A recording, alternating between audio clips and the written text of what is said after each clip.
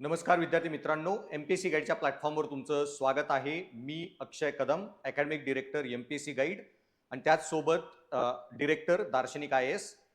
So guys, आज या MPSC गाईडच्या platform बरोबर मी तुमच्यासोबत जी एमपीएससीचा नवीन डिस्क्रिप्टिव्ह पॅटर्नमध्ये जी पहिली राज्यसेवेची एक्झाम झाली, मेन्स एक्झाम, त्या मेन्स एक्झामच्या सामान्य अध्ययन GS पेपर 1चा सिलेबस तुमच्यासोबत पेपर डिस्कस करणार आहे.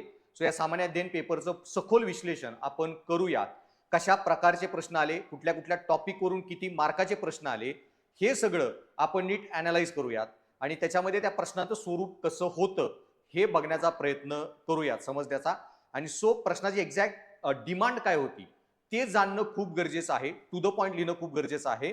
क्वेश्चनला नीट डिकन्स्ट्रक्ट करणं हे खूप गरजेचं आहे. ते व्यवस्थित डिकन्स्ट्रक्ट करून डिमांड जाणून योग्य वेळी योग्य प्रश्नाचं योग्य उत्तर लिहिणं हे खूप महत्वाचं असतं आणि हेच तुम्हाला मी दाखवून देणार आहे. आणि प्रश्न जर तुम्ही हा पेपर नीट अॅनालाइज केला तर तुम्हाला जाणवेल की हा पेपर हा UPSCच्याच ओरिएंटेशन होता, रिझनिंग बेस्ड होता. पण म्हणून घाबरून जायची काही गरज नाही, कारण याच्यातले मॅक्झिमम प्रश्न जे क्लासरूममध्ये मी डिस्कशन घेतो आमच्या इंटिग्रेटेड बॅचमध्ये वगैरे, त्याच्यात आरामात लिहिता येतात.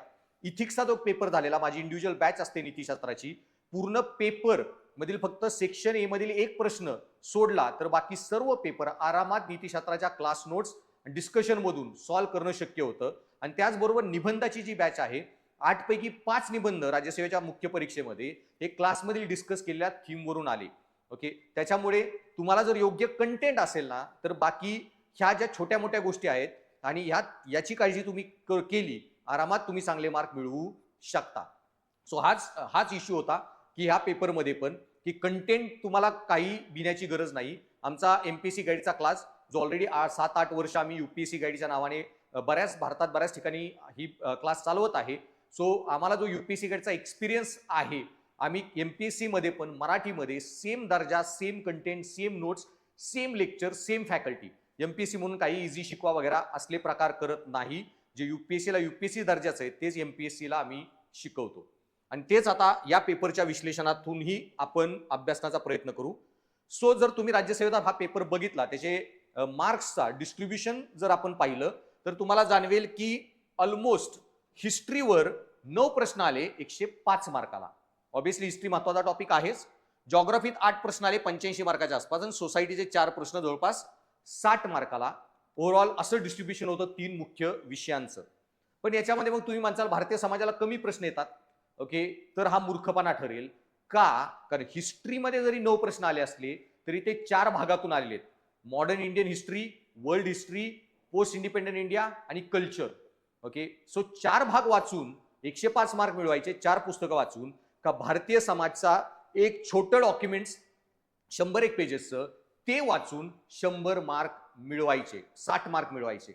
कधीही भारतीय समाजाचा अभ्यास करणं परवडतं. सो माझ्या निबंध आणि भारतीय समाजच्या बॅचमध्ये निबंधाचे लेक्चर घेतल्यावर शेवटी 2-3 आठवडे मी भारतीय समाजचे जे लेक्चर घेतो ते इनफ आहेत. आणि त्याच्यामध्ये मग माझ्या नीतिशास्त्र बॅचमध्ये 250 मार्काचा नीतिशास्त्र, 250 मार्काचा निबंध पेपर आणि ऑलमोस्ट 60-70 मार्काचा हा भारतीय समाजचा भाग तिन्ही कव्हर होतं. तिन्ही विषय इंटिग्रेटेड आहेत, त्याच्यामुळे तुम्ही तिन्हीची चांगली तयारी केली तर तुम्ही चांगले मार्क मिळवू शकता. ओके, मग त्याच्यामध्ये भारतीय समाजचा 60 मार्काचा जरी पार्ट असला, 4 प्रश्न ते हातचे प्रश्न आहेत, इझी असतात, उत्तम उत्तर लिहू शकता. त्यानंतर हिस्ट्रीमध्ये बघा 5 प्रश्न आले मॉडर्न इंडियन हिस्ट्रीवर, सगळ्यात जास्त आले, विच इज व्हेरी ऑब्व्हियसली येणारच होते कारण महत्वाचा पार्ट आहे तो. पण मॉडर्न इंडियन हिस्ट्री हे प्रिलियम मध्ये पण आहे, मेन्स मध्ये पण आहे. त्याच्यामुळे तुम्ही प्रिलियम क्रॅक केली आहे तर ह्या प्रश्नांची उत्तरं तुम्हाला जमली पाहिजेत, थोड्याफार प्रमाणात चांगली लिहिता येतात, 4-5 मार्क मिळवण्यापुरती तरी लिहिता येतात. तसं वर्ल्ड हिस्ट्रीचा 1 प्रश्न आला, 8चे 2 प्रश्न आले, पोस्ट इंडिपेंडंट इंडियाचा 1 प्रश्न आला.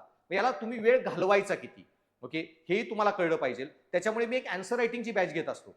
त्याच्यामध्ये मी ह्या मेन्स क्रॅश कोर्स कम आन्सर रायटिंगची बॅच घेतो. याच्यामध्ये मी हे सगळे विषय जे आहेत, ओके, सगळ्यांचा ओव्हरव्ह्यू बेसिक देतो, तुमचे मेनचे सर्व टॉपिक कव्हर करतो. त्याच्यामुळे काय होतं की हे सर्व विषय तुम्ही एकदम उत्तम प्रकारे करू शकता आणि जेवढं गरजेचं आहे तेवढे करून जाऊ शकता. आता आपण याचे एक एक प्रश्न बघूयात. सो पहिला प्रश्न बघा की भारतीय संस्कृतीचा वारसा या संदर्भात आपणास काय माहित आहे. आता याच्यामध्ये भारतीय सांस्कृतिक वारसा याच्यात आपल्याला काय माहित आहे. आता याच्यामध्ये तुम्ही लिहू शकता भारतात कुठली कुठली विविधता आहे, पण याच्यामध्ये प्रश्नामध्ये तुम्हाला विविधता लिहिणं अपेक्षित नाहीये. ओके, की भारतात हे वेगवेगळ्या प्रकारची विविधता सापडते ते लिहिणं अपेक्षित आहे. पण हे सोडून तुम्हाला अजून काय माहिती आहे भारताच्या वारशाबद्दल. ओके, सो याच्यामध्ये भारतीय संस्कृती, भारतीय समाज हा जो आपला सांस्कृतिक वारसा आहे कसा त्याची वैशिष्ट्य काय, कसा तो महत्वपूर्ण आहे, ओके, हे तुम्हाला दाखवता आलं पाहिजे. मग या उत्तरात तुम्हाला काय लिहिणं अपेक्षित होतं. सो बेसिकली क्लासमध्ये मी शिकवताना सांगितलेलं की संस्कृती जी असते ना, आपली संस्कृती ही 2 घटकांची असते, भौतिक आणि अभौतिक. तुम्ही हा चार्ट बनवायचा की संस्कृतीत भौतिक घटक कुठले असतात किंवा मूर्त घटक आणि अमूर्त घटक. सो मूर्त घटक टँजिबल, कलावस्तू, वास्तुकला, साहित्य, खाद्य संस्कृती, वस्त्र आणि फॅशन, साधने आणि तंत्रज्ञान, भौतिक संस्कृती, ह्या सर्व घटक येतात. मग या सर्व गोष्टींमध्ये भारताचा वारसा काय सांगतो आपल्याला. कला, आपल्याकडे खूप प्राचीन कला आहेत, आपल्याकडे आर्ट फॉर्म्स आहेत, ओके, वास्तुकला वगैरे, स्थापत्य शैली खूप जुनी आहे, साहित्य आपल्याकडे क्लासिकल लिटरेचर आहे, विविध भाषा आहेत आपल्याकडे, त्या भाषांचं खूप जुनं एन्शंट साहित्य आहे. सो ह्या चार्टवर थोडी माहिती लिहा. खाद्य संस्कृती इंडियाची खूप डायव्हर्स आहे वगैरे. वस्त्र फॅशन हे पण खूप मल्टिपल कल्चर्स वगैरे मध्ये वेगवेगळे फॅशन स्टाईल्स आहेत. आणि हे कसं आपलं भौतिक कल्चर, ओके, हे एवढं ऍडव्हान्स म्हणजे डायव्हर्स आहे ते लिहिणं अपेक्षित आहे. आणि मग अभौतिक मध्ये तुमची श्रद्धा आणि मूल्य, भारतामधले बिलीफ्स, व्हॅल्यूज, ओके, देन भाषा आणि संवाद, वेगवेगळ्या भाषा आहेत. तर भाषा खूप महत्वाचा भाग आहे. इंडियामध्ये एवढ्या भाषा आहेत जेवढ्या एका युरोप सारख्या खंडामध्ये नाहीयेत. आणि भाषा एका दिवसात जन्माला येत नाही, भाषा जन्माला हजारो वर्ष लागतात.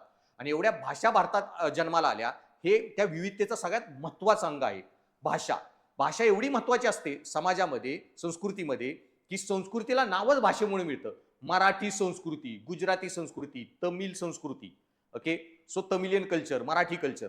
सो भाषा, देन धर्म आणि अध्यात्म, भारतामध्ये खूप वेगवेगळे धर्म आहेत. ओके, एकमेव देश आहे जिथं ज्यू धर्मालाही कधी कमी लेखलं गेलं नाही किंवा त्यांच्या विरुद्ध कुठला हिंसाचार झाला नाही. आणि तसंच सामाजिक नियम, सोशल नॉर्म्स, प्रथा, कल्चर्स, कस्टम्स हे पण खूप आहेत. परंपरा आणि विधी, ट्रेडिशन, रिच्युअल्स, ह्या पण खूप जुने ट्रेडिशन्स, रिच्युअल, खूप सारे सणवार आपल्याकडे असतात. आणि तत्वज्ञानाच्या बऱ्याच शाखा आहेत, सांख्य, न्याय, योग, वैशिका, मीमांसा, वेदांता, आस्तिक तत्वज्ञान, नास्तिकमध्ये बुद्धिझम, जैनिझम, अजीविका, लोकायत. ओके, सो तत्वज्ञानाच्या बाबतीत भारताचा वारसा खूप श्रीमंत आहे. सो या सगळ्या घटकांवर एक एक लाईन लिहिली तरी तुमचं बऱ्यापैकी उत्तर होतं. पण मग त्याच्यामध्ये तुम्हाला मग हेच मेन्शन करायचं उत्तरात की मूर्त वारसा कुठला आहे, स्मारके, पुरातत्व स्थळे, शिल्पकला, चित्रे. अमूर्त वारसा, शास्त्रीय नृत्य, संगीत, परंपरा, सण, योग, आयुर्वेद, हे सर्व. आणि मग हे जे आहे ना, आता हे तर तुम्ही सांगितलं ही संस्कृती आहे, पण उत्तरामध्ये कुठले पॉइंट पाहिजे की तुम्हाला काय माहित आहे, तुमचं नॉलेज दाखवा. ही UPSC exam, MPSC exam, competitive exam म्हणजे शो ऑफचं काम आहे. ओके, तुम्हाला दाखवता आलं पाहिजे, बघा मला दुसऱ्यांपेक्षा जास्त माहित आहे, जास्त कळतं. ओके, मग भारताच्या संस्कृतीचे अजून काय वैशिष्ट्य आहेत, तर एक म्हणजे विविधतेतील एकता, ओके, एक वैशिष्ट्य. देन सातत्य, हजारो वर्ष संस्कृती चालत आली आहे. मिडल ईस्ट वगैरे मध्ये बघा आता संस्कृती जन्माला आल्या. ओके, भारताच्या 4-4, 5-5 हजार वर्षाच्या ट्रेडिशन आज पण चालू आहेत. सातत्य खूप महत्वाचं आहे. आत्मसात करणे आणि समन्वय, ॲसिम्युलेशन, भारतावर खूप आक्रमण झाली, बाहेरून खूप लोक आले, पण भारत टिकून राहिला. एक वाक्यच आहे, जैसे जैसे हिंदुस्तान पे लोगों के कारवा आते गए, हिंदुस्तान बनता गया. तसे हे कल्चर भारतात आज येत गेलं, इंटिग्रेट झालं. आणि आध्यात्मिक कल, प्रबळ दार्शनिक परंपरा. ओके, सो भारतामध्ये प्रचंड आध्यात्मिक कल आहे. बाकी जे संस्कृती आहे, बाकी देशांचा जो वारसा आहे तो फक्त भौतिक आहे.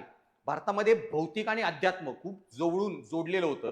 वेदांत तत्वज्ञान, बुद्धिझम, जैनिझम एका बाजूला, तसंच चारवाकचा लोकायत सिद्धांत, भौतिकवादी सिद्धांत. सो भारतीय तत्वज्ञान दोन्हींचा बॅलन्स आहे. ओके, प्रबळ हे बॅलन्स आहे त्याच्यात, आध्यात्मिक कल. आणि सहिष्णुता आणि बहुलवाद, टोलरन्स, भारतीय संस्कृतीत खूप टोलरन्स आहे. आपण कधीही कुठल्याही बाहेरच्या धर्माला, संस्कृतीच्या विरोधात कुठलीही चुकीच्या गोष्टी केल्या नाहीत. सो टोलरन्स अँड प्लुरॅलिझम, सो ही पण भारतीय संस्कृतीतील खूप महत्वाची गोष्ट आहे. सो अशा मुद्द्यांवर उत्तर लिहिणं तुम्हाला जास्त अपेक्षित आहे. ओके, सो कशी भारताची संस्कृती बहुसांस्कृतिक, बहुवांशिक, बहुधर्मीय, बहुभाषिक, बहुजातीय, बहुपंथीय वगैरे, तत्वज्ञानांचा बहुलवाद, देन सांस्कृतिक संमिश्रण, की विश्व नागरिकत्व, की विश्व आणि स्थानिक दोन्हीचं मिक्सिंग भारत चांगल्या प्रकारे करतो. देन निसर्ग पूजा, अध्यात्म आणि भौतिकवादाचा संबंध, परंपरा आणि आधुनिकतेला जपत, परंपरेला जपत आधुनिक होणे, आणि पितृसत्ताक समाज आणि विविधतेत एकता, वसुधैव कुटुंबकम, हे जे आहे भारतीय संस्कृतीची वैशिष्ट्ये, भारताचा वारसा, असं उत्तर लिहिता आलं पाहिजे, तर पैकीच्या पैकी मार्क मिळतील. ओके, आता ह्या सर्व प्रश्नांची मी डिटेल उत्तर परत अपलोड करेनच. ओके, आता फक्त आपण ओव्हरव्ह्यू बघूयात. मग पुढं वारकरी संप्रदायाचे तत्वज्ञान स्पष्ट करा. ओके, आता प्रश्न काय बघा, वारकरी संप्रदायाचे तत्वज्ञान स्पष्ट करा. आता या प्रश्नात पोरं उत्तर काय लिहितात की वारकरी संप्रदाय म्हणजे महाराष्ट्रातील एक जुन्या संप्रदाय आहे. वारकरी लोक वारीला जातात. ओके, आषाढी एकादशीला पंढरपूरला जातात. वारीमध्ये वारकरी लोक पंढरपूरला स्वतःच हे मानतात, स्वर्ग किंवा वैकुंठ मानतात वगैरे. ते विठ्ठलाची पूजा करतात, पायी वारीला जातात. या सगळ्या गोष्टी लोक लिहिणार आहेत. ओके, अरे पण याच्यातून तत्वज्ञान कुठं सांगितलं तुम्ही?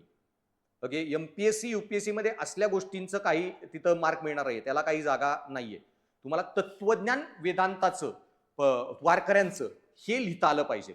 युपीएससी एमपीएससीचे आन्सर लिहित आहात, त्यामुळे आणि पोर असे उत्तर लिहितात, मार्क येत नाहीत, मग एमपीएससीला नावं ठेवणार वगैरे, कोचिंग क्लासला नावं ठेवणार. आता कोचिंग क्लासचा पण इश्यू आहे. जर तुम्हाला व्यवस्थित योग्य शिकवलं असेल तर मुलांना ती चांगली उत्तर लिहिता येतात. मी क्लासमध्ये नीतिशास्त्र शिकवताना पूर्णपणे हे तत्वज्ञान शिकवलेलं. सो भारतामध्ये भारतामध्ये पुरुषार्थ कॉन्सेप्ट होता. पुरुषार्थमध्ये 4 पुरुषार्थ होते, अर्थ, धर्म, काम, मोक्ष.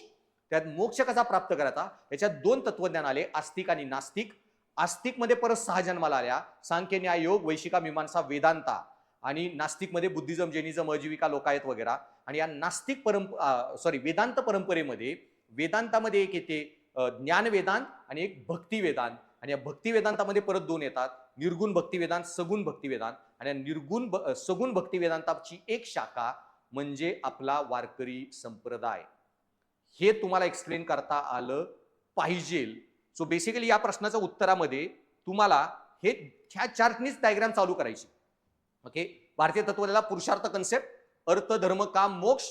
देन तत्वज्ञानाचा आस्तिक प्रणाली, नास्तिक प्रणाली. नास्तिकमध्ये बुद्धिझम, जैनिझम, अजीविका, लोकायत. आस्तिकमध्ये सांख्य, न्याय, योग, वैशिका, मीमांसा, वेदांत. आणि मग वेदांतामध्ये ओके जे वेदांत तत्वज्ञान आहे, जे भक्ती, कर्म आणि ज्ञान या गोष्टींचा संगम सांगतं, तेच वारकरी संप्रदाय सांगतो. आणि मग त्याच्यामध्ये तुम्हाला वेदांत तत्वज्ञानामध्ये मग मोक्ष प्राप्तीचा ज्ञान मार्ग आणि मोक्ष प्राप्तीचा भक्ती मार्ग असे 2 मार्ग येतात वेदांत तत्वज्ञानात. आणि त्याच्यामध्ये मग मोक्ष प्राप्तीचा ज्ञान मार्ग हा आचार्य शंकरदेव त्यांनी चालू केलेला. आणि मोक्ष प्राप्तीचा भक्ती मार्ग, वेदांत भक्ती मार्ग, तो श्रीमंत रामानुजाचार्य त्यांनी चालू केलेला. सो हे जे हे आहेत आचार्य शंकर, ओके, आदि शंकराचार्य ज्यांना आपण म्हणतो, त्यांनी वेदांतामध्ये एक तत्वज्ञान दिलेलं अद्वैत वेदांत. आणि तसं रामानुजाचार्यांनी दिलेलं विशिष्ट अद्वैत. आणि विशिष्ट अद्वैत हे भक्ती तत्वज्ञानावर आधारित होतं. आणि भक्तीमध्ये पण परत 2 ब्रांचेस आल्या, ओके, निर्गुण भक्ती मार्ग आणि सगुण भक्ती मार्ग. आणि या सगुण भक्ती मार्गामध्ये जे वेगवेगळे संत होते त्याच्यात आपले वारकरी संप्रदायातील संत येतात. सो इथे येतो आपला सगुण भक्ती मार्गात वारकरी संप्रदाय. मग हे चार्ट काढा की वारकरी संप्रदाय कुठला होता, हे तत्वज्ञान तुम्ही नीट एक्सप्लेन करणं अपेक्षित आहे. आणि त्याच्यानंतर मग की त्याच्यात एक कॉन्सेप्ट येतो की वेदांत. सो वेदांताची एक शाखा आहे वारकरी संप्रदाय. पण वेदांतामध्ये पण मग तुमची जी वेदांताच्या बऱ्याच शाखा आहेत, अद्वैत, विशिष्ट अद्वैत, द्वैत अद्वैत, देन असिंत्य भेदाभेद, शुद्ध अद्वैत वगैरे. त्याच्यामध्ये विशिष्ट अद्वैत मध्ये येतो हे वारकरी संप्रदाय. आता हे जे वेदांत तत्वज्ञान जन्माला आलं, जसे मी सांगितलं 6 शाखा होत्या आस्तिकच्या, सांख्य, न्याय, योग, वैशिका, मीमांसा, वेदांता. हे वेदांत तत्वज्ञान जन्माला घातलं ऋषी बद्रायनांनी. आणि ह्या वेदांताची मुख्य पुस्तकं म्हणजे उपनिषद. सगळ्या उपनिषदांचा सार आपल्याला मिळतो भगवद्गीतेत. आणि या उपनिषद आणि भगवद्गीतेवर बद्रायने लिहिलेलं एक सूत्र, ज्या पुस्तकाला म्हणतात ब्रह्मसूत्र. आणि तिन्ही पुस्तकं मिळून ओके वेदांतामध्ये यांना म्हणतात प्रस्थानत्रयी, 3 pillars of Vedantic religion. Vedanta धर्माचे 3 मुख्य आधारस्तंभ. आणि हे जे 3 आधारस्तंभ आहेत, ह्या आधारस्तंभांवरच पुढे ओके जन्माला आलेले वेगवेगळे संप्रदाय, ओके ज्ञानमार्ग आणि भक्ती मार्ग. सो हे ज्ञानमार्ग, भक्तिमार्ग या 3 आधारस्तंभांनाच आपला बेस मानतात. आणि याच्यामध्ये मग फक्त हे डिव्हिजन होतं. मग याचबरोबर अजून वारकरी तत्वज्ञान काय सांगतं की लोकांमध्ये भेदभाव करू नका. ओके, निसर्गामध्ये सर्व प्राणी मात्रांमध्ये परमात्मा पहा. आणि त्यामुळे वारकरी लोक एकमेकांच्या पाया पडतात. कोणी उच्च नाही, कोणी नीच नाही. ओके, सगळे समान आणि सगळे देवाचे भक्त. भक्त तर नाही, देवाचे पुत्र. आपण बाळ आहोत याची. त्यामुळे विठ्ठलाला ते काय म्हणतात? माऊली. मराठीतलं जे वाक्य आहे, जरी बाप साऱ्या जगाचा परी तू आम्हा लेकरांची विठू माऊली. सो बाळाचं आणि देवाचं नातं, सॉरी, भक्ताचं आणि देवाचं नातं हे आई आणि बाळाचं नातं असतं, तसं पाहिजे. ओके, हे यांच्या तत्वज्ञानाचं म्हणणं जे होतं. आणि असे ऍडिशनल पॉईंट्स तुम्हाला याच्यात लिहायचे आहेत, जे मी तुम्हाला सेपरेटली शिकवेन. सो काय एक्झॅक्टली एक्सपेक्ट होतं, त्यामुळे उत्तरात जे पाहिजे ते लिहा. तुम्हाला माहिती आहे ते लिहू नका. Don't write what you know, write what is asked. तर चांगले मार्क नक्कीच मिळतात. त्यानंतर हा प्रश्न बघा नेक्स्ट, मॉडर्न इंडियन हिस्ट्रीचा, की 1914 ते 1947 या काळातील कामगार चळवळीचा आढावा घ्या. Review the labour movement from 1914 to 1947 AD. आता हा जो प्रश्न आहे ना, याच्यामध्ये हा येणं खूप अपेक्षित होतं. त्यामुळे असं समजू नका एमपीएससी यूपीएससी काहीतरी फालतू प्रश्न विचारतात. ओके, कारण त्यांचे प्रश्न सेन्सिबल असतात, काहीतरी कारणामुळे तो प्रश्न विचारलेला असतो. हा जो प्रश्न आहे ना, ओके, येणं अपेक्षित होतं. कारण युपीएससीच्या करंट अफेअर लेक्चर्समध्ये पण मुलांना सांगितलेलं, तुम्हाला एखादा प्रश्न येईल लेबर मुवमेंट किंवा कम्युनिस्ट पार्टी वगैरे यांच्यावर. का? कारण भारतामध्ये जी कम्युनिस्ट पार्टी ऑफ इंडिया आहे, ओके, त्या पार्टीची स्थापना झालेली 1925 ला. काही म्हणतात 1920 ला झाली, पण 1925 एक पार्टी त्यातली 1925 ला जन्माला आली. त्याला 100 वर्ष झाली 2025 मध्ये. त्याच्यामुळे पार्लमेंटमध्ये भारताच्या 100 वर्षात कंप्लीट पूर्तीबद्दल तिथं पार्लमेंटमध्ये डिस्कशन पण झालेले, चर्चा झालेल्या. आणि या ज्या चर्चा झाल्या, ऑब्व्हियसली प्रश्न अपेक्षित होता. सो भारतामध्ये कामगार चळवळी, ओके, खूप चालू झाल्या आणि कम्युनिस्ट पार्टीमुळे त्या खूप वाढल्या, प्रखर झाल्या. त्यामुळे हा प्रश्न होता. आता प्रश्न काय म्हणतोय की ट्रेंड सांगा. आता युपीएससी मध्ये ऑलरेडी असे ट्रेंड बेस्डच क्वेश्चन येतात. महिलांच्या सहभागावर, भारताच्या क्रांतिकारी मुवमेंट कशा वेगवेगळ्या झाल्या, moderate, extremist, then Gandhian phase वगैरे, रिव्होल्युशनरी फेज वगैरे, असे ते प्रश्न कंटिन्यू विचारतात. सो हा प्रश्न येणं स्वाभाविक होतं. मग प्रश्न काय म्हणतोय? Review the labour movement from 1940 to 1947. So सुरुवातीला काय झालं की लाल बाल पाल हे लोक असताना भारतामध्ये चालू झाली जहालवाद्यांच्या अंडर स्वदेशी मुवमेंट. ही स्वदेशी मुवमेंट पुढे गेली आणि त्यावेळी भारतातली लोक भारतातल्या गोष्टी विकत घ्यायला लागले. ब्रिटिशांचा माल आपण विकत घ्यायचा कमी केलं आणि आपण भारतीय हे भांडवलदार जे आहेत ह्यांनी ज्या कंपन्या टाकल्या, मुंबई गुजरातमध्ये ज्या मिल्स टाकल्या, याच्यातील कपडे विकत घ्यायला लागलो. पण पुढे लगेच 10 वर्षात जाणवलं की भारतातले भांडवलदार पण भारतीय लोकांचं प्रचंड शोषण करत आहेत आणि त्याच्यामुळं कामगारांचे खूप अतोनात हाल होत आहेत. आणि हे हाल जे होत होते त्यांचा पगार 10 वर्ष वाढवला नाही. त्याच्यामुळे तर गांधींनी अहमदाबादचा सत्याग्रह केलता यांच्या विरोधात ह्या भांडवलदारांच्या. आणि हे जेव्हा निदर्शनास आलं तेव्हा भारतातील कामगार संघटित होण्याचा प्रयत्न करू लागले. आणि 1913, 14, 15 हा जो फेज होता, जगात पहिलं महायुद्ध चालू होतं. जगातल्या सगळा बिझनेस ट्रेड अमेरिका युरोपमध्ये बंद पडलेला आणि त्याच्यामुळे भारताला बऱ्याच मोठमोठ्या ऑर्डर मिळाल्या भारतातून गोष्टी युरोपला सप्लाय करायच्या, कपडे वगैरे. आणि त्याच्यामुळे भारतातल्या ज्या फॅक्टरी होत्या नॉन स्टॉप चालू होत्या, 24 तास चालायच्या. ओके, लोकांना फक्त 10 मिनिट जेवायला ब्रेक मिळायचा. आणि याच्यामुळं तर त्यांना जो आपण म्हणतो पावभाजी, ती मुंबईच्या मिलमध्ये जन्माला आली, ही यामुळेच जन्माला आली पावभाजी, की लोकांनी 10 मिनिटात गिळून टाका आणि पटकन कामावर जा. सो कामगारांचे शोषण जेव्हा व्हायला लागलं, याच्यातूनच लेबर मुवमेंट जन्माला आल्या. गांधींसारख्या नेत्यांनी त्यांना सपोर्ट केला अहमदाबादमध्ये. आणि 1920-25च्या फेजमध्ये, ओके, जेव्हा रशियामध्ये कम्युनिस्ट रिव्होल्युशन झालं, बरेच भारतातील लोक तिकडे कम्युनिस्ट आयडिओलॉजी शिकायला गेले. लेनिननी एक हे बनवलेली एक संस्था बनवली, कॉमिंटर, जिथं तो जगातील सगळ्या कामगार नेत्यांना ट्रेनिंग द्यायचा. भारतातील लोक तिथं गेले, तिथं त्यांनी तो ट्रेनिंग घेतलं. आणि ही लोकांनी भारतात येऊन कम्युनिस्ट पार्टी वगैरे हे आंदोलन पण पार्ट्या बनवल्या, आंदोलन छेडली. त्याच्यातूनच एक फेमस मेरठ कॉन्स्पिरसी केस पण येते. देन श्रीपाद अमृत डांगे वगैरे, एस ए डांगे वगैरे, हे सर्व जे नेते होते आपले, हे ह्याच चळवळीशी जोडलेले होते. सो कम्युनिस्ट प्रभाव पडल्यानंतर ह्या ज्या चळवळी होत्या लेबर मुवमेंट, ह्या अति प्रखर बनल्या, जहालवादी बनल्या.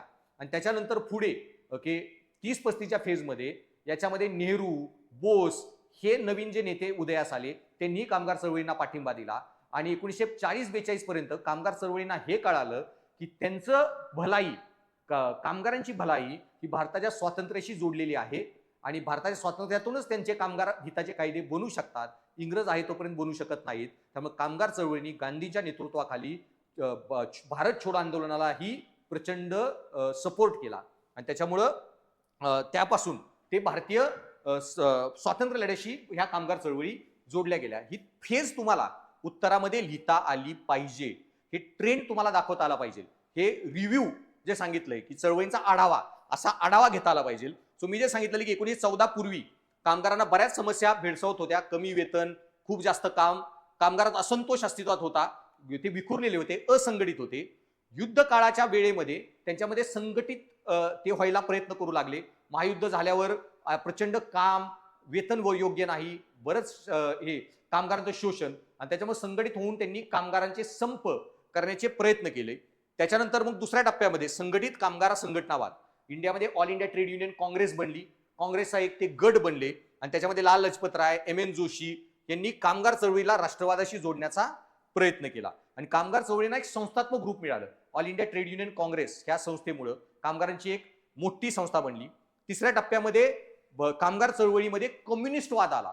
ओके, कम्युनिस्ट लोकांचं चळवळीमधील सहभाग वाढला आणि कम्युनिस्ट प्रभाव वाढला. S A Dange, Muzaffar Ahmad, M.N. Roy ह्यांनी ह्या चळवळीला अजून प्रखर जहालवादी बनवलं आणि त्यावेळी ह्या नेत्यांना, कामगार नेत्यांना अरेस्ट पण केलं गेलं. त्यांच्याविरुद्ध मेरठ कट प्रकरण ही झालं, त्यांना त्याच्यामध्ये शिक्षा पण झाल्या. आणि नंतर पाचवा टप्पा जो शेवटचा होता, दुसऱ्या महायुद्धाच्या वेळी चालू झाला. त्यावेळीचे जे नेते होते V.V. गिरी, जवाहरलाल नेहरू, सुभाषचंद्र बोस, आणि यावेळी लोकांनी भारतीय छोडो आंदोलन, क्विट इंडिया, भारत छोडो आंदोलनात पण कामगार चळवळींनी उत्स्फूर्त सहभाग घेतला. गांधींच्या क्विट इंडिया डिमांडच्या अनुरूप त्यांनी भारत छोडो आंदोलनामध्ये कामगारांनी मोठमोठ्या संप केले आणि या चळवळीला पाठिंबा दिला. सो तुम्हाला हे ट्रेंड जो आहे तो दाखवता आला पाहिजे उत्तरामध्ये, तरच मार्क मिळणार आहेत. सो प्रश्नाची डिमांड समजा, हे आन्सर रायटिंग एक स्किल असतं, ते तुम्हाला डेव्हलप करावं लागतं, नुसतेच रट्टा मारून काही होत नाही. देन सन 1946च्या भारतीय नौदलातील नाविकांच्या उठावाविषयी आपणास काय माहित आहे? What do you know about the 1946 Indian naval mutiny? Okay, so 1946च्या नाविकांच्या उठावाबद्दल. सो रिन म्युटिनी जी झालेली 1946 मध्ये, सो भारताच्या स्वातंत्र्याचं हँडओव्हर होणार होतं, त्यावेळी 2 बोटींवर आंदोलन झाली, HMS तलवार वगैरे तिथे, आणि नंतर ब्रिटिश सरकार त्याच्या ऍक्शन पण घेणार होतं, पण पटेल, नेहरू यांच्या मार्गदर्शनाखाली त्यांनी सरेंडर केलं आणि पटेलांनी वगैरेंनी जाऊन सांगितल्यावर की तुम्हाला हे उठाव करण्याची गरज नाही, भारत हा आता स्वातंत्र्य होण्याच्या मार्गावरच आहे, त्यामुळे तुमची हत्यारं टाका, हा प्रश्न चिघळू नका. आणि सैनिकांनी ते ऐकलं, आपली हत्यारं टाकली, त्यांना अरेस्ट झाली, त्यांच्या विरुद्ध मुंबईमध्ये केसेस पण झाल्या, दिल्ली वगैरेमध्ये, आणि बऱ्याच भारतातल्या नामवंत वकिलांनी ह्या सैनिकांच्या केसेसही पुढं लढल्या. सो ही जी रिन म्युटिनी झाली, तुम्हाला काय माहित आहे? आता काय माहित आहे म्हणलं की ओपन एंडेड प्रश्न आहे. तुम्हाला जितकं माहित आहे ना, सगळे पॉईंट लिहायचे, जास्तीत जास्त गोष्ट दाखवायची की तुम्हाला किती डिटेलमध्ये ही गोष्ट माहित आहे. मग तुमचं फॉर्मॅटिंग कसं पाहिजे की एक पॉईंटवर जास्त डिटेल काय जायचं नाही, पण तुमचं ज्ञान दाखवून द्या की 18 फेब्रुवारी 1946 ती रिन म्युटिनी चालू झाली. HMIS तलवार आणि HMIS बॉम्बे ह्या 2 बोटींवर उठाव झाला.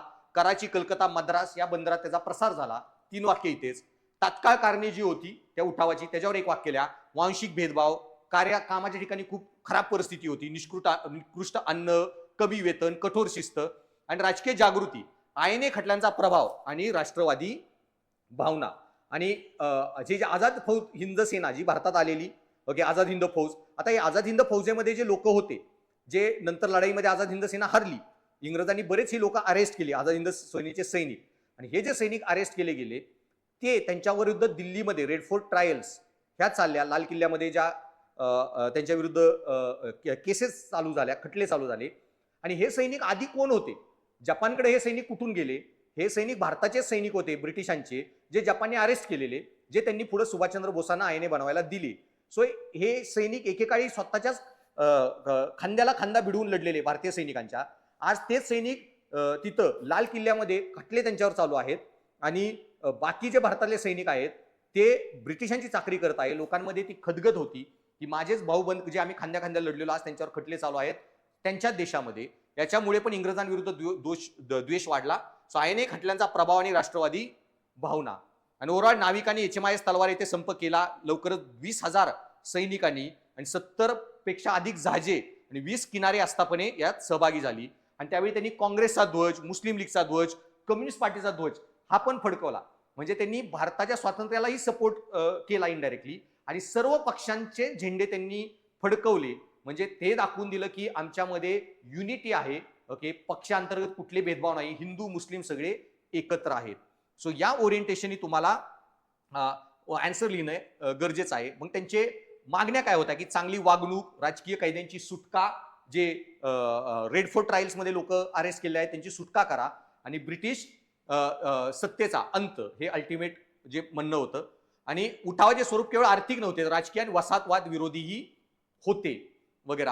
आणि नौदल नाकेबंदी ब्रिटिशांनी केली, शक्तीचा धोका आणि शेवटी उठाव दडपला.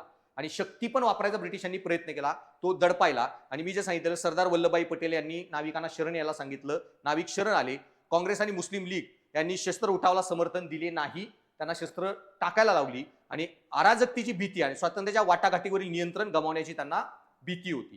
की भारतीय नेत्यांना वाटलं की आता जर हे व्हायलन्स झाला तर भारताच्या ज्या स्वातंत्र्याच्या वाटाघाटी चालू आहेत त्याच्यामध्ये प्रॉब्लेम क्रिएट होऊ शकतो. त्यामुळे काँग्रेस मुस्लिम लीगनी सपोर्ट केला नाही. आणि ब्रिटिश नियंत्रणाचा आणि या उठावाने काय दाखवून दिलं की ब्रिटिश जे इतक्या वर्ष भारताला ह्या सत्तेच्या जोरावर, सैनिकांच्या लष्कर बळाच्या जोरावर कंट्रोल करत होते, त्यांना हा मेसेज गेला, आता तुम्ही हे कंट्रोल करू शकत नाही. आणि हे हरण्यामागं काय कारण होतं तर या सैनिकांकडे एक समन्वय नव्हता आणि एक संघ नेतृत्व नव्हतं, एक स्पॉन्टेनियस प्रॉपर प्लॅन पण नव्हता. स्पॉन्टेनियस रिएक्शन मधून हा उठाव झालेला. सो बेसिकली मग या उत्तरात मी काय केलं तर सगळे पार्ट्स सांगितले मी, कधी कुठे झाला, कारणे काय, घटनाक्रम काय, कृती काय, मागण्या काय, स्वरूप काय उठावाचं, ब्रिटिशांनी काय केलं, भारतीय नेत्यांची काय भूमिका होती, उठावाचं महत्व काय आणि उठाव का सक्सेसफुल होऊ शकला नाही. सो सगळ्याच्यावर एक एक लाईन लिहा. आणि मी जेवढ्या सांगितलं एवढं डिटेल नाही जमलं तरी चालेल, 6-7 पॉईंट तरी लिहून या. You will get very good marks. Okay, आणि 10 पैकी 7 मार्क मिळवायचेच. त्यानंतर पुढचा प्रश्न बघा, explain the importance of civil disobedience movement. हा प्रश्न खूप महत्वाचा आहे. आता त्याच्यात मग मुलं उत्तर काय लिहितात, explain the importance of civil disobedience movement. मग पोरं उत्तर लिहिणार की सविनय कायदेभंग चळवळ कधी चालू झाली. ओके, या चळवळीमध्ये सविनय कायदेभंग चळवळीमध्ये तुमचे गांधींनी साबरमती टू दांडी चालत गेले, तिथून मीठ उचललं, तिथून ती मुवमेंट चालू झाली, ब्रिटिशांनी काय दडपशाही केली वगैरे. सो भाई हे सगळ्या ज्या तुम्ही गोष्टी सांगताय, तुम्हाला हे नाही विचारलेलं की सविनय कायदेभंग मुवमेंटवर टिप लिहा, सिव्हिल डिसोबिडियन्स मुवमेंटवर काहीतरी शॉर्ट नोट लिहा. ओके, त्याचे कारणे आणि मग सांगितलं की का झाली सविनय कायदेभंग मुवमेंट, सायमन कमिशन आली त्याच्यामध्ये एकही भारतीय नव्हता.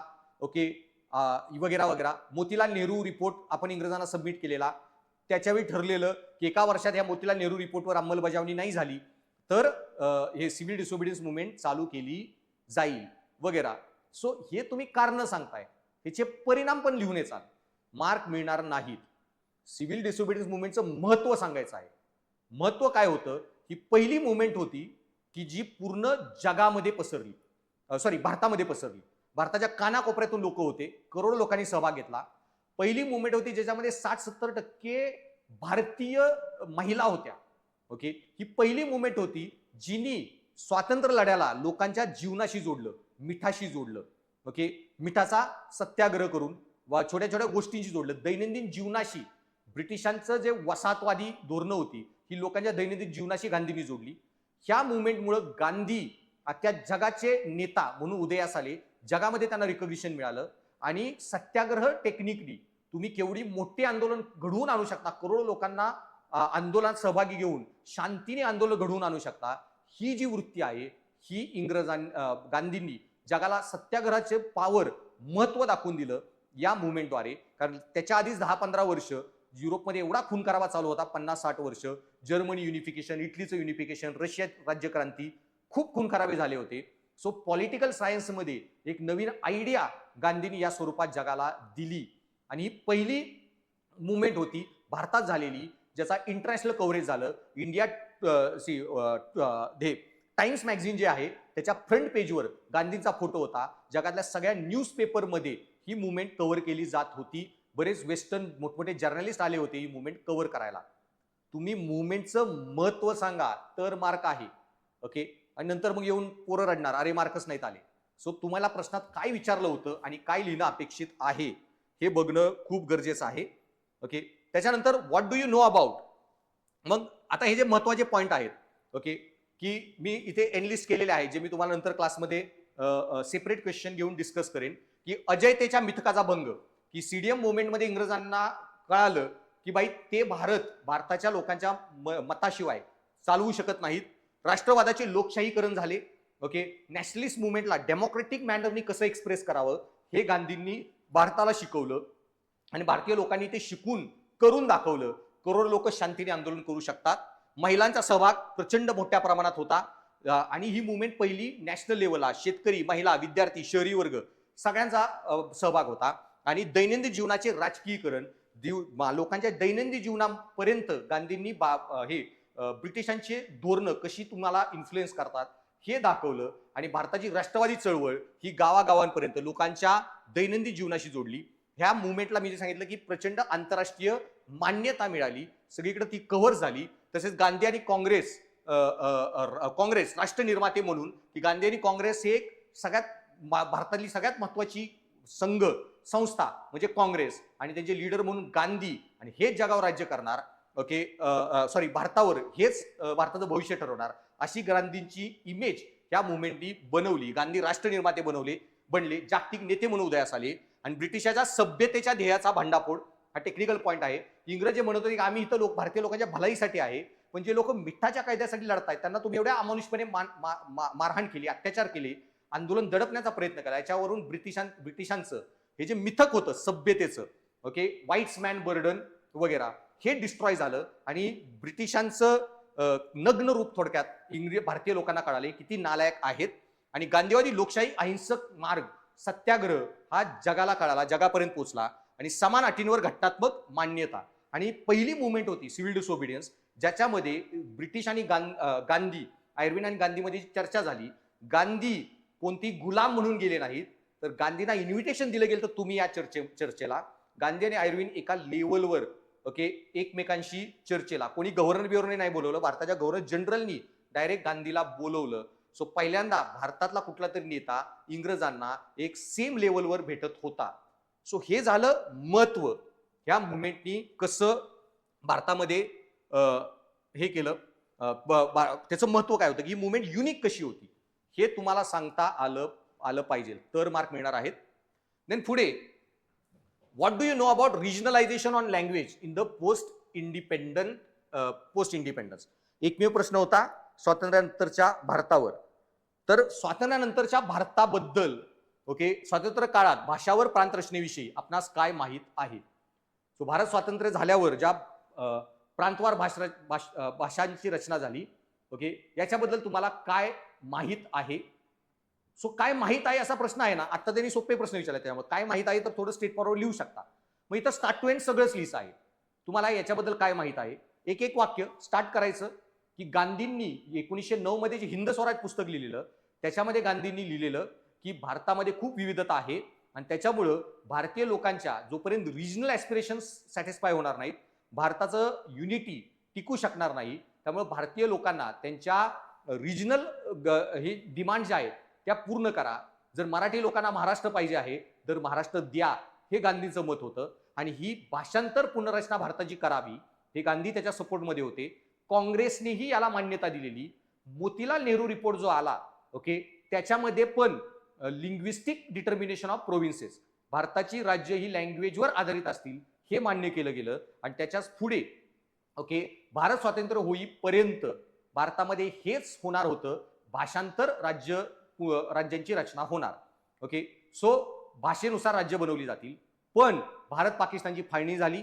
भारत पाकिस्तानच्या फाळणीमुळे नेहरूंना वाटलं की भारताची धर्मावर फाळणी झालेली आहे, पुढे भाषेवर पण फाळणी होऊ शकते. जे नेहरू काही वेळाने प्रूव्ह झाले बरोबर, कारण काही दिवसांनी बांगलादेश आणि पाकिस्तान एक धर्म असला तरी भाषेमुळे दोन तुकडे पडले. भारताचे असे तुकडे पडतील जरी धर्म एक असला तरी, असं नेहरूंना वाटत होतं. म्हणून त्यांनी विरोध केला. पण त्याच्यामुळे भारतामध्ये ह्याच्या विरोधी आंदोलन चालू झाली, महाराष्ट्र, आंध्रा वगैरे. आंध्रामध्ये पोट्टी श्रीरामुलू यांच्या अंडर आंदोलन झालं आणि त्या आंदोलनाच्या मध्ये बऱ्याच दिवस उपोषण करून त्यांचा मृत्यू झाला. तो मृत्यू झाल्यामुळे आंदोलन जास्त चिघळलं, म्हणून नेहरूंनी आंध्राला वेगळ्या भाषेवर राज्य दिलं जाईल हे मान्य केलं, पण बाकी लोकांना दिलं जाणार नाही. याच्यामुळे खूप वाद वाढले आणि त्याच्यानंतर मग महाराष्ट्रामध्ये पण आंदोलनं झाली आणि ती अजून प्रखर झाल्यावर शेवटी आणि त्याच्यावेळी मग एक कमिशन बनलेली JVP कमिशन. ती कमिशन होती जवाहरलाल नेहरू, वल्लभभाई पटेल, सीतबी पट्टारमैया वगैरे या लोकांच्या अंडर, आणि यांनी ह्या JVP कमिशनमध्ये भाषांतर पुनर्रचनेला मान्यता दिली नाही, पण त्याच्यामुळे आंदोलन झाली खूप. आणि शेवटी नेहरूंना कळालं की ही जी भाषांतर रचनेची डिमांड आहे खूप स्ट्रॉंग आहे, आणि त्यांनी शेवटी स्टेट रिऑर्गनायझेशनचा जो ऍक्ट आहे तो पास करून सर्व राज्यांना राज्यांना भाषांतर पुनर्रचना करण्याची जी परमिशन फायनली दिली गेली. सो बेसिकली तुम्हाला काय माहित आहे हे तुम्हाला नीट दर्शवता आलं पाहिजे प्रश्नामध्ये. सो मी जे सांगितलेलं की भाषेचे प्रादेशिकरण, की सांस्कृतिक बदल व एक मोठी प्रशासकीय राजकीय पुनर्रचना. ओके, सो भारत जेव्हा स्वतंत्र झाला तेव्हा भारतापुढे हे सगळ्यात मोठं हे होतं, चॅलेंज होतं की एवढ्या भाषा आहेत आणि एवढा लुटलेला देश आहे आणि हे सगळं नीट ठेवून प्रशासन कसं चालवायचं. सो 1970 नंतरच्या राज्यांच्या सीमांना भाषिक ओळखींशी जुळवण्याचा मूलभूत प्रयत्न झाला वगैरे. तो आता हा प्रश्न मी डिटेलमध्ये नंतर डिस्कस करेन, पण मी जे सांगितलं की प्रारंभिक संघर्ष काय होता तो लिहा. नंतर JVP समिती आली, त्यांनी ही भाषांतर पुनर्रचनेची मागणी डिनाय केली. मग आंध्र चळवळ झाली, नंतर आंध्रामध्ये चळवळ झाल्यावर भाषांच्या पुनर्रचनेचा जो कायदा आला, स्टेट रिऑर्गनायझेशन कमिशनचा राज्य पुनर्रचना कायदा, तो आला. हे सगळे तुम्हाला काय काय माहित आहे ते तुम्हाला लिहिता आलं पाहिजे. मग प्रादेशिकीकरणाचे अजून व्यवस्थापन करण्यासाठी मग अजून काय काय केलं गेलं. त्याच्या पुढे भारताने 22 भाषांना संविधानात्मक दर्जा दिला, 8व्या अनुसूचीमध्ये टाकलं, त्रिभाषा सूत्र आपण ऍक्सेप्ट केलं, आणि हिंदी विरोधी पण आंदोलनं 1965च्या आसपास जेव्हा जबरदस्ती हिंदी साऊथ मधल्या राज्यांवर लादण्याचा प्रयत्न केला गेला, साऊथ मध्ये हिंदी विरोधी आंदोलनं पण झाली. सो तुम्हाला जे जे माहिती आहे ते लिहून टाकायचं, भाषा रिलेटेड काय काय गोष्टी झाल्या. ओके, आणि जसे की डॉक्टर बाबासाहेब आंबेडकर यांनी पण विचार मांडला होता की योग्य घटनात्मक चौकटीत व्यवस्थापित केल्यास भाषिक राज्य धोकादायक नाहीत. ओके, सो संविधानाच्या प्रॉपर कायद्यातून आणि ऍडमिनिस्ट्रेटिव्ह सेटअपमध्ये जर राज्यांची भाषांतर पुनर्रचना केली तर कुठलाही भारताच्या अखंडतेला धोका होणार नाही. बाबासाहेबांनी पण हे मत मांडलेलं वगैरे. हे सगळे पॉइंट लिहून तुम्ही उत्तर कन्क्लूड करणं अपेक्षित आहे. त्याच्यानंतर आता पुढे प्रश्न काय आहे बघा, जो येणं अपेक्षित होतं. ओके, UPSC जसे प्रश्न विचारलेत, इंडियातली सगळ्यात पॉवरफुल सिटी जी आहे मुंबई, भारताची आर्थिक राजधानी. So Mumbai is one of the industrial and economically develop city of India. Discusses causes and reasons.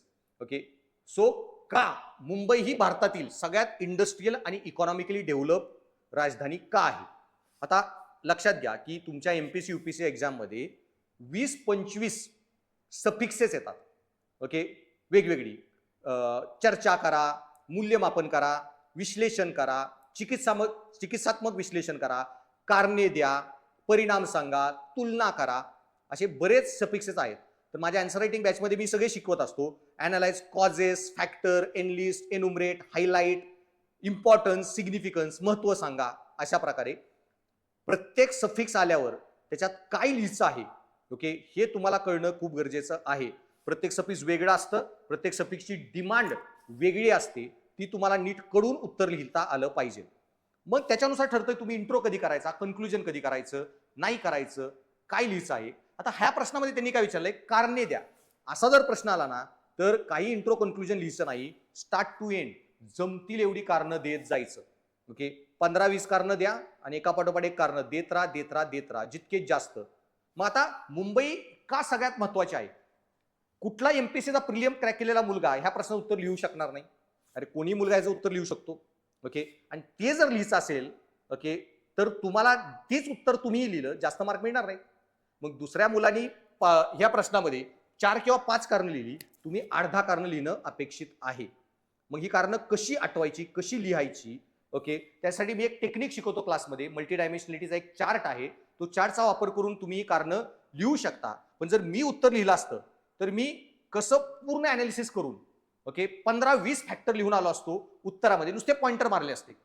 Okay, की मग ऐतिहासिक घटक, मुंबईच का एवढी डेव्हलप झाली, ऐतिहासिक कारण, कारण पोर्तुगीजांपासून ओके इथं मुंबईची विकास चालू झालेला. ब्रिटनने पण कापूस निर्यातीचे प्रवेशदार म्हणून आणि लंडनला ट्रेड करण्यासाठी एक गेटवे टू द वर्ल्ड म्हणून मुंबईमधून गल्फमधून मेट्रेनमधून युरोप वगैरे ते चालू करत होते. देन बॉम्बेचा कापूस अर्थव्यवस्थेला चालना, कापड गिरण्यांचा उदय, देन स्वदेशी मुवमेंटमध्ये ज्या कापड गिरण्या बनल्या मुंबईमध्ये बांधल्या आणि तिथून जास्त मुंबईच्या आर्थिक विकासाला चालना मिळाली. त्यानंतर भौगोलिक घटक, ओके सो नैसर्गिक खोल पाण्याचे बंदर, त्याच्यामुळे तिथे पोर्ट डेव्हलप होणं शक्य होतं जॉग्राफिकली. आंतरराष्ट्रीय संपर्क तिथून मुंबईचा शक्य होता दुसऱ्या राज्यांशी. आर्थिक औद्योगिक घटक, आता आर्थिक औद्योगिक घटकामध्ये कापड गिरण्या प्रारंभी, नंतर पेट्रोकेमिकल ONGC वगैरे, ओके डायव्हर्सिफिकेशन झालं, BSE, Bombay stock exchange, RBI, Bollywood, IT, banking, हे पण विविधीकरण मुंबईमध्ये दिसून येतं. देन सामाजिक सांस्कृतिक घटक, मराठी समाजाची भूमिका, जे लोक म्हणतात की मुंबईच्या विकासात मराठी लोकांनी काय केलं, ओके हे तर मुंबई इंग्रजांमुळे विकसित आहे. अरे इंग्रजांमुळे विकसित आहे तर मग तुमचं कलकत्ता का नाही विकसित झालं, मुंबई का नाही, दिल्ली का नाही विकसित झालं, चेन्नई का विकसित नाही झालं, कितीतरी ठिकाणी इंग्रज होते ना, मुंबई जास्त का विकसित झाली, कारण मराठी माणूस, त्याची मेहनत करण्याची क्षमता आणि त्याचे काय म्हणतात शांतिप्रिय स्वभाव, ओके इथल्या लोकांनी दिलेला शांतिप्रिय समाज, ओके इंटेलेक्च्युअल क्लास, या सगळ्यांचं पण महत्व आहे याच्यामध्ये. सो महाराष्ट्र सरकार किंवा महाराष्ट्रीयन लोकांनी, महाराष्ट्रातल्या राजकारण्यांनी, यशवंतराव चव्हाण, शरद पवार वगैरे यांनी एक मजबूत त्याला सपोर्ट दिला. मजूर, राजकीय नेतृत्व, सांस्कृतिक ओळख, सामाजिक स्थैर्य, कायद्याचं राज्य, आपण बिहार नाही बनवून दिला महाराष्ट्राचा, अनुकूल भांडवलशाही वातावरण, हे सर्व प्रदान केलं. आणि याच्यामुळं ओके महाराष्ट्रात सहकाराची वाढ झाली आणि स्थानिक स्वराज्य संस्थांचाही जन्म झाला. तसेच मजूर आणि कच्चा माल दोन्ही महाराष्ट्राने भरभरून दिला. कापड गिरण्यांना जो कापूस जात होता महाराष्ट्रातून, ओके आजही मोठा कापूस बेल्ट आहे महाराष्ट्र. राजकीय कायदेशीर प्रशासकीय घटक, महाराष्ट्राची राजधानी जी बनली आणि त्याच्यामध्ये कायदे व्यवस्था, कॉर्पोरेट गव्हर्नन्स, ह्या सर्व गोष्टी उदयास आल्या. त्यानंतर आर्थिक धोरण, जागतिकीकरण, की मुक्त अर्थव्यवस्था झाली 1991 ला. मुक्त अर्थव्यवस्था झाल्यावर जे बाहेरचे उद्योग भारतात आले, ऑब्व्हियसली ते कुठे येतील, टेस्लाने आपली कार कुठं शोरूम टाकलं, टेस्लाने इलॉन मस्क मुंबईमध्ये, जिथं श्रीमंत लोक आहेत. सो एक चक्र बनतं, एकदा श्रीमंत लोक वाढले की ते तिथंच भांडवल गुंतवतात आणि ते चक्र वाढत जातं आणि जागतिक भांडवलशाहीचे केंद्र की मुंबईमध्ये भांडवल निर्माण करते. आणि आंतरराष्ट्रीय घटक की व्यापार संपर्क, विदेशी गुंतवणूक, बहुराष्ट्रीय कंपन्या, देन महाराष्ट्रामध्ये पुणे वगैरे मध्ये जी शैक्षणिक बौद्धिक चळवळी आहेत वगैरे, हे सर्व घटक तुम्हाला उत्तरात लिहिणं अपेक्षित आहे की मुंबई का एवढा विकसित झालं. आणि असे मग तुम्ही 10-12 घटक लिहून या, ओके परफेक्ट तुम्हाला मार्क मिळणार आहेत. त्यानंतर नेक्स्ट प्रश्न बघा काय आहे की संक्षिप्त टिप लिहा. मड वोल्कॅनो, भारतातील मृदा ज्वालामुखी, आणि सुनामी, उत्पत्ती व त्यांचा पर्यावरणावर परिणाम. आता समजून घ्या, हाही जॉग्राफीचा जो पेपर आहे, प्रश्न आहे, रँडमली विचारलेला नाही. ओके हा जो हे आहे प्रश्न आहेत, हे विचारण्यामागं पण लॉजिक आहे. कारण आत्ताच रिसेंटली आपल्या अंदमानमध्ये एक बारातांग आयलँडवर एक वोल्कॅनो आहे, मड वोल्कॅनो, अचानक ऍक्टिव्ह झालेला आहे. तो आधीपासून होता ऍक्टिव्ह, त्याला बुडबुडे येत होते, पण आता तो खूप प्रचंड ऍक्टिव्ह झालेला आहे. ओके सो हा जो मड वोल्कॅनो ऍक्टिव्ह झाला, पेपरमध्ये न्यूज होती, आयोगाने त्याच्यावर प्रश्न विचारला. सो याच्यातून तुम्हाला काय समजणं गरजेचं आहे की करंट अफेअर बेस्ड प्रश्न ते विचारत आहेत. ओके सो तुम्हाला करंटच्या अँगलनी प्रश्न येणार आहेत. जॉग्राफीमध्ये पण करंटच्या महत्त्वाच्या गोष्टी कराव्या लागणार आहेत. आणि दुसरा प्रश्न आहे सुनामी, सुनामीचे ओरिजिन आणि इम्पॅक्ट. आता सुनामीचे ओरिजिन आणि इम्पॅक्ट याच्यावर पण सुनामी बाबतीत भारतामध्ये एक सिस्टीम आहे INCOIS, okay tsunami early warning system, आणि ती हँडल केली जाते INCOIS, Indian National Centre for Information Services वगैरे म्हणून. आणि ह्या इन्क्वाईसनी सुनामी अर्ली वॉर्निंग सिस्टीम मिळण्यासाठी याच्यामध्ये सुरुवातीला जे सेटअप केलेला सिस्टीमचा सुनामीचा अलर्ट द्यायला, तो फक्त भारतापुरता होता. आता त्यांनी तो अलर्ट सिस्टीम अंदमानला एक्सटेंड केली. गेल्या वर्षी पेपरमध्ये न्यूज होती, श्रीलंकेला पण त्याचा फायदा होणार आहे त्या सुनामी अलर्ट सिस्टीमचा. आणि ही सिस्टीम आपण जी बनवली सुनामीची, ती श्रीलंका, अंदमान तिथं त्यांना पण कव्हरेज मिळणार आहे या सिस्टीममुळं. सो हे जे सिस्टीम बनवली ती पेपरमध्ये न्यूजमध्ये होती आणि ऑटोमॅटिकली त्यांनी त्याच्यावर प्रश्न विचारला. सो जॉग्राफीमध्ये पण काय सगळं जॉग्राफी वाचायची गरज नाही मेन्सला. प्रीला तुम्हाला वाचायची गरज आहे, पण मेन्समध्ये तुम्हाला फक्त करंटमध्ये जॉग्राफीचे महत्त्वाचे टॉपिक करणं अपेक्षित असतं. आणि हे करताना महत्त्वाची गोष्ट समजून घ्या की ही उत्तरं लिहिताना ओके जॉग्राफीची तुम्ही प्रीचा अभ्यास केलेला असतो, तुम्हाला माहित नाही करंटमध्ये आहे, पण तरी प्रश्न आला मड वोल्कॅनो म्हणजे काय, सुनामी म्हणजे काय, तुम्ही तुमच्या बेसिक नॉलेजनी 3-4-5 वाक्य जरी लिहिली आणि 3-4 मार्क मिळाले खूप झालं. ओके, त्याच्यामुळं असे प्रश्न काही प्रिलियमच्या बेसिस नॉलेजवर पण क्रॅक करायचे असतात आणि तुम्ही मेजर फोकस तुमचा जो पाहिजे ना तो याच्यावर पाहिजे. जे मेनचे टॉपिक आहेत नीतिशास्त्र, निबंध, भारतीय समाज वगैरे हे टॉपिक जास्त करा.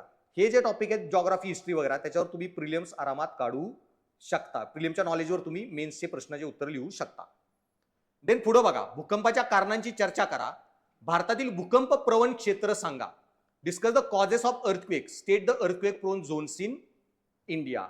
ओके, आता हा प्रश्न खूप टेक्निकल आहे की भूकंपाची कारणं सांगा. आता कारणे द्या म्हणलं ना डायरेक्ट प्रश्न उत्तर चालू करायचं. भूकंपाची कारणे पुढील प्रमाणे डॉट डॉट 7-8 कॉर्नर लिहून या. So plate tectonic, landslides, mining, dams बनवणे, धरणं बनवली त्याच्यामुळं जे भूकंप होतात वगैरे. ओके, कन्स्ट्रक्शन ऍक्टिव्हिटी वगैरे मोठ्या त्याच्यामुळे पण भूकंप होतात. 5-6 कारणं द्या आणि मग state the earthquake prone zones. आता हा टेक्निकल टॉपिक आहे, पण तुम्हाला ह्याची भीतीची गरज नाही की बाई मला सगळे झोनच माहीत नाहीयेत. ते माहीत असणं अपेक्षित आहे, कारण डिझास्टर मॅनेजमेंट हा जो टॉपिक आहे GS पेपर 2 मधला, ते डिझास्टर मॅनेजमेंटमध्ये ओके तुम्हाला तिकडे ते शिकवलं जाणार आहे. तेच नॉलेज इथं वापरून या प्रश्नाचं उत्तर आरामात तुम्हाला देता आलं पाहिजे. ओके, सो मग याच्यामध्ये की ज्वालामुखीची कारणं काय. आता ज्वालामुखीची कारणं काय त्याच्यामध्ये एक कॉन्सेप्ट आहे elastic rebound hypothesis. Okay, so हे हायपोथेसिस लिहिणं गरजेचं आहे जे एक्सप्लेन करतं भूकंप कसे होतात. सो भूकंप हे भ्रंश रेषेच्या बाजूने खडकांमध्ये साठलेली ताण ऊर्जा अचानक मुक्त झाल्यामुळे होतात. सो प्लेट टेक्टॉनिक मध्ये टेक्टॉनिक प्लेनच्या आजूबाजूला जी भ्रंश रेषा आहे त्याच्यावर प्रेशर होऊन प्लेट मूव्ह झाल्यावर आणि त्याच्यामध्ये मग भूपट्ट विवर्तनिक दाबामुळे टेक्टॉनिक स्ट्रेसमुळे भ्रंश रेषेच्या दोन्ही बाजूचे खडक स्थितीस्थापक पद्धतीने विद्रूप होतात आणि ते डिफॉर्म झालेले खडक अचानक त्यांची कॅपॅसिटी होल्ड करण्याची एनर्जी जास्त होते. ते आपली एनर्जी भस्कन रिलीज करून शॉकवेव्ह जनरेट करतात. आणि भारताची भूगर्भीय संवेदनशीलता ही प्रामुख्याने भारतीय भूपट्ट आणि युरेशियन भूपट्ट यांच्यामधील अभिसरण सीमा याच्यातून होते. सो इंडियन प्लेट आणि युरोपियन प्लेट यांच्यात कॉन्व्हर्जन्स आहे. त्या कॉन्व्हर्जन्स मुवमेंटमुळे भारतामध्ये जे भूकंप होतात पहिलं कारण. आणि त्याच्यामध्ये मग भूकंपाची अजून कारण काय.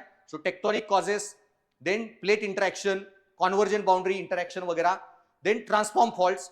तो 3 टाईपचे असतात फॉल्ट्स, कॉन्व्हर्जन, ट्रान्सफॉर्म वगैरे, reverse, normal fault, reverse fault, conversion fault. तिन्हीवर एक वाक्य लिहा की अभिसरण कॉन्व्हर्जन, ओके, ट्रान्सफॉर्म रूपांतरित भ्रंश आणि स्थितीस्थापक ही रिव्हर्स फॉल्ट. सो फॉल्टिंग वगैरे, कॉन्व्हर्जन्स हे 3 घटक पण उत्तरामध्ये मेन्शन करा. त्याच्यानंतर ज्वालामुखी उद्रेक त्याच्यामुळे भूकंप होतात किंवा बिल्डिंग कोसळणे, खाणी वगैरे, लँडस्लाइड्स याच्यामध्ये स्पेशली चुनखडीच्या भागामध्ये, कार्स टोपोग्राफी जॉग्राफी ज्याला म्हणतात त्याच्यामुळे. देन मानव निर्मित धरण वगैरे, कोयना धरण जसं आहे तो त्याच्यामुळे जे भूकंप होतात. आणि काही इतर गौण कारणे की लँडस्लाइड, हे तुम्ही न्यूक्लिअर बॉम्ब्स वगैरे जेव्हा फोडता त्याच्यातून. सो हे 7-8 कारणं लिहा पहिल्या पार्टमध्ये. आणि मग भारतामध्ये जे भूकंप क्षेत्र आहे ते 5 झोनमध्ये डिव्हाइड केलं जातं. ओके, 4 झोनमध्ये. सो क्षेत्र 5, झोन 5, झोन 4, झोन 3, झोन 2. तर ते त्याच्याबद्दल बेसिक माहित पाहिजे. झोन 5 जो आहे ना अत्यंत उच्च जोखीम भाग जो आहे, ते खूप मोठे भूकंप होऊ शकतात किंवा होतात. तो तुमचा सगळा संपूर्ण हिमालय, जम्मू काश्मीर, हिमाचल प्रदेश, उत्तराखंड, ईशान्य भारत, अंदमान निकोबार बेटे वगैरे. देन क्षेत्र 4 मध्ये की उच्च जोखीम दिल्ली, जम्मू काश्मीर वगैरे, हिमाचल प्रदेश, पंजाब, हरियाणा हा सेकंड रँकला येतो. देन क्षेत्र 3 मध्यम जोखीम महाराष्ट्र, कर्नाटक, तमिळनाडू, आंध्र प्रदेश, तेलंगणा. आणि सगळ्यात कमी जोखीम असलेला स्थिर द्वीपकल्पीय पठारी प्रदेश राजस्थान, मध्य प्रदेश, छत्तीसगड वगैरे. सो हे तुम्हाला रट्टा मारणं अपेक्षित आहे की भारतात कुठले झोन आहेत, कुठे किती प्रमाणात भूकंप होतात. ओके, त्याच्यानंतर अजून जो जॉग्राफीत एक प्रश्न होता की भारताच्या संदर्भात हिमनदींचे महत्व सांगा आणि हिमालयातील हिमनदीवर जागतिक तापमान वाढीचा होणारा प्रभाव आणि त्याच्या परिणामांची चर्चा करा. Okay, so write the significance of glacier in respect of India. आता त्यांनी काय सांगितलं, हिम नद्या ज्या आहेत ग्लेशियर्स मधून निघणाऱ्या यांचं महत्व सांगा. महत्व सांगा म्हणलं काय की ते भारताला किती महत्वाचे आहेत, भारताच्या ऍग्रिकल्चरला, इकॉनॉमीला, लोकांच्या जीवनासाठी, पॉप्युलेशनला पाण्याचा सोर्स म्हणून वगैरे. आणि ह्यांचं मेल्टिंग होणे, ओके, ह्यांच्यामध्ये काही गडबड झाली फ्लो मध्ये तर काय परिणाम होऊ शकतात. सो या नद्या भारतासाठी किती महत्वाच्या आहेत, लोकांसाठी, समाजासाठी, हे तुम्हाला पहिल्यांदा सांगायचंय. आणि मग दुसरा प्रश्न आहे की जागतिक तापमानवाढीचा होणारा प्रभाव आणि त्याचा परिणाम. सो जागतिक तापमानवाढीमुळे काय प्रभाव होत आहे त्यांच्यावर, त्यांचं मेल्टिंग वाढलेलं आहे, इरोजन वाढत आहे, त्याच्यामुळे फ्लडिंग होत आहेत वगैरे. आणि हे जर पूर्ण ड्राय झाल्या तर ज्या नद्या पेरिनियल आहेत, जे आपण हे जे म्हणतो वर्षभर चालतात, त्या वर्षभर चालणार नाहीत वगैरे, हे सगळे परिणाम लिहिलं.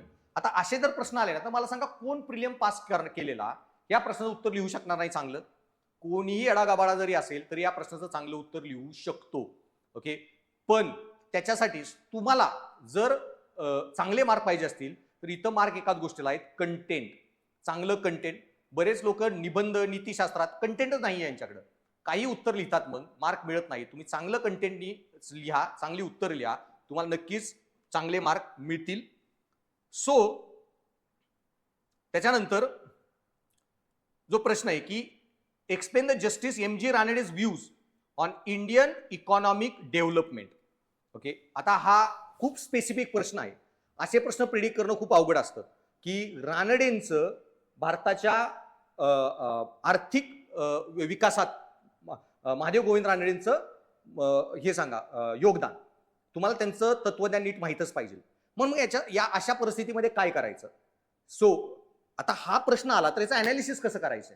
एम.जी. रानडेंचा वर प्रश्न आला तर एम.जी. रानडेवर असा प्रश्न येऊ शकतो, हा परत रिपीट नाही होणार कदाचित, पण यांच्यासारखे बाकी जे महत्वाचे लोक आहेत, ओके, त्यांच्या कॉन्ट्रीब्युशनवर प्रश्न येऊ शकतो. अशा 10-15 लोकांची लिस्ट करायची, ओके, आणि त्यांच्याबद्दल सगळंच उत्तर तयार करायचं. ओके, मग आर.सी. दत्त, दादाभाई नेहरूजी, ओके, लाला लजपत राय, लाल बाल पाल, राजा राम मोहन राय, महात्मा फुले, सावित्रीबाई फुले, एकदम टॉपची लोक अशी 20 एक तुम्ही शोधली पाहिजेत. आणि त्यांचं काय योगदान होतं आर्थिक, राजकीय वगैरे, पूर्ण लिस्ट बनवून टाकायची. उद्या पटेलांच्या राजकीय योगदानावर प्रश्न येऊ शकतो, सुभाषचंद्र बोसांच्या येऊ शकतो, भगतसिंगांच्या येऊ शकतो. तर 20 एक लोकांची लिस्टच बनवून टाकायची. ओके, आणि ते शिकवायचं काम आम्ही करू क्लासमध्ये, ते तुम्हाला टेन्शन, काळजी करायचं गरज नाही. मी असले सगळे प्रश्न तुम्हाला क्लासमध्ये डिटेलमध्ये शिकवेन. सो मग एम.जी. रानडेंचं काय योगदान होतं इंडियाच्या इकॉनॉमिक डेव्हलपमेंटवर.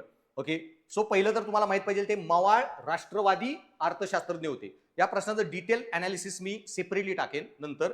त्यांनी वसाहती आर्थिक संरचनेची टीका केली की जी वसाहतवादी भांडवल व्यवस्था भारताचं कसं शोषण करत आहे ते त्यांनी दाखवून दिलं. आणि मुख्य उपाय म्हणून भारताचं औद्योगिकरण होणं खूप गरजेचं आहे. भारत डिसेंट्रलाइज झालेला आहे, डिइंडस्ट्रियलाइज. ते औद्योगिकरण हाच भारतासाठी पर्याय आहे आर्थिक विकासासाठी. राज्याची भूमिका, आणि हे औद्योगिकरण भारतातील लोक घडवून आणू शकत नाहीत. भारत खूप लुटलेला आहे, लोकांकडे पैसा नाही, आणि त्याच्यामुळं okay state plan development, state supported development ही खूप गरजेची आहे, हा विचार त्यांनी मांडला. देन भारताचा जर विकास व्हायचा असेल तर कृषी सुधारणा अत्यंत महत्वाच्या आहेत, हे त्यांनी सांगितलं की भारतीय अर्थव्यवस्था कणा कृषी क्षेत्र आहे, त्यामुळे सिंचनाचा विकास, कृषी कर्ज, शेतकऱ्यांसाठी आधुनिक तंत्रज्ञान पोहोचवणं गरजेचं आहे. हे समाज सुधारणा, आर्थिक विकास, हे पण रानडेंनी सांगितलं. रानडे स्वतः समाज सुधारक होते. एक मागासलेला समाज कधीही विकसित होऊ शकत नाही, तो समाज सुधारणा, आर्थिक विकास एकत्र घेऊन जावा, हा त्यांनी विचार मांडला.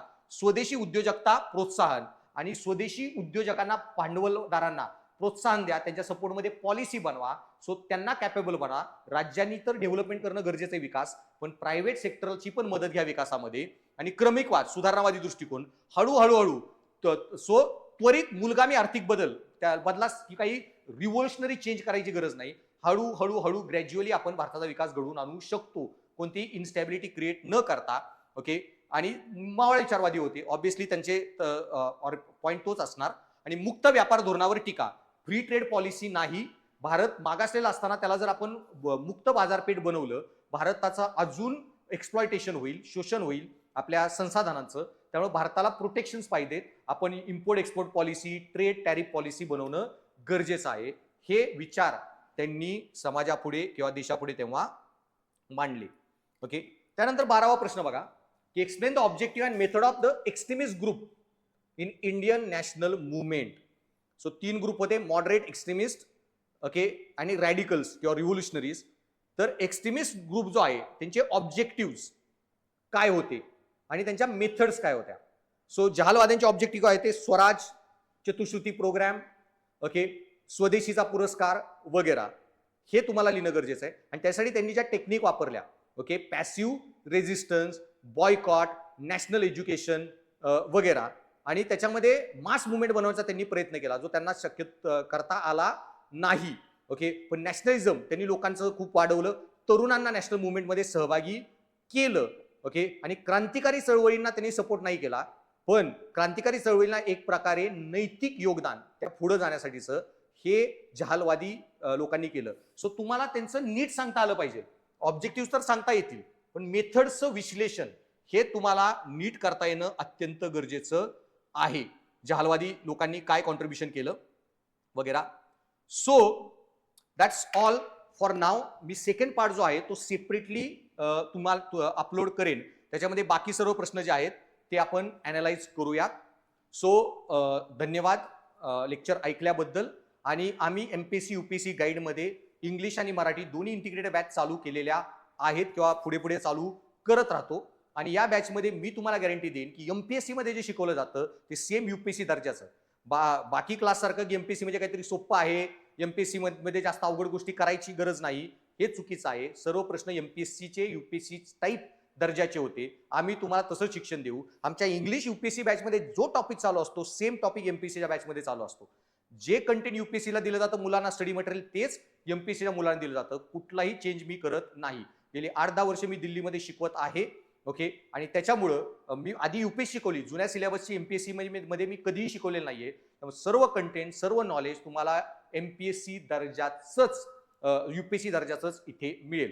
त्याचबरोबर मी एमपीएससी गाईड प्लॅटफॉर्मवर आणि माझा दार्शनिक एमपीएससी म्हणून प्लॅटफॉर्म आहे सेपरेट इथिक्स नीतिशास्त्र निबंधासाठी, आन्सर रायटिंगसाठी. त्याचाही तुम्ही फायदा घेऊ शकता. ऑनलाईन ही नीतिशास्त्राची बॅच अवेलेबल आहे. ओके. सो धन्यवाद.